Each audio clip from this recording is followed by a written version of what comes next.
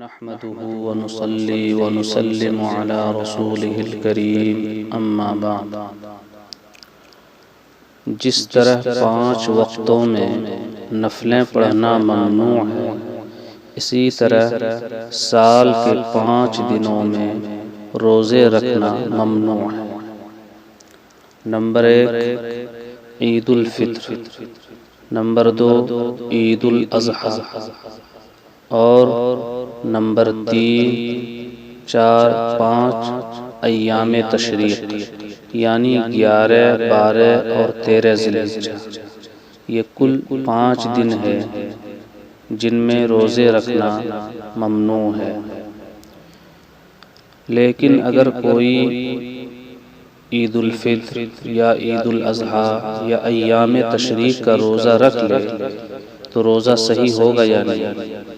حنفیہ کے نزدیک کراہت تحریمی کے ساتھ روزہ صحیح ہوگا، لیکن دیگر فقہا کے نزدیک صحیح نہیں ہوگا۔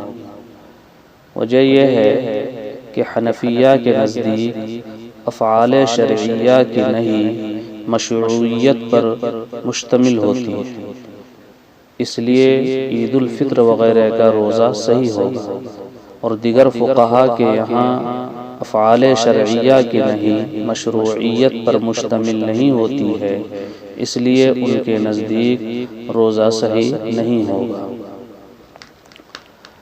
عید الفطر اور عید الاضحیٰ اسی طرح ایام تشریق میں روزے کیوں حرام کیے گئے؟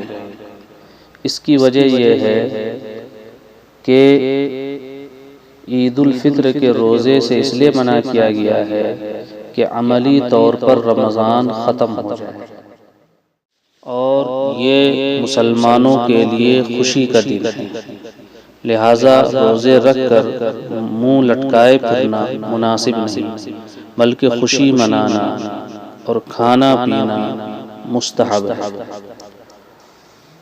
اور عید الاضحیٰ کے روزے سے اس لیے منع کیا گیا ہے کہ لوگ اپنی قربانیاں کھائیں۔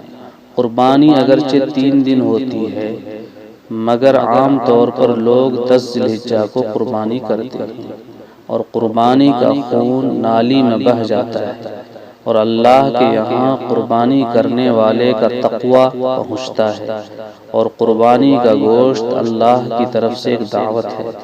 تو اگر اس دن لوگ روزہ رکھ لیں گے تو اللہ کی دعوت کون کھائے گا؟ اس لیے عید الاضحیٰ کا روزہ حرام کر دیا گیا ہے۔ اسی طرح سے ایام تشریق بھی خورد و نوش اور خوشی منانے کے دن ہیں، اس لیے ان دنوں میں بھی روزہ منع کیا گیا ہے۔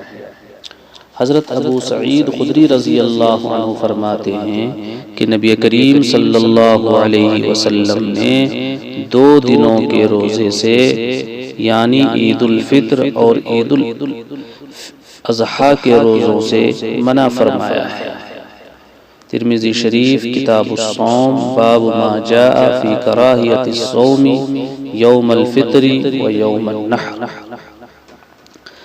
حضرت بشر بن سحیم رضی اللہ عنہ کہتے ہیں کہ حضرت نبی کریم صلی اللہ علیہ وسلم نے ان کو حکم دیا کہ ایام تشریق میں لوگوں کے درمیان یہ اعلان کرے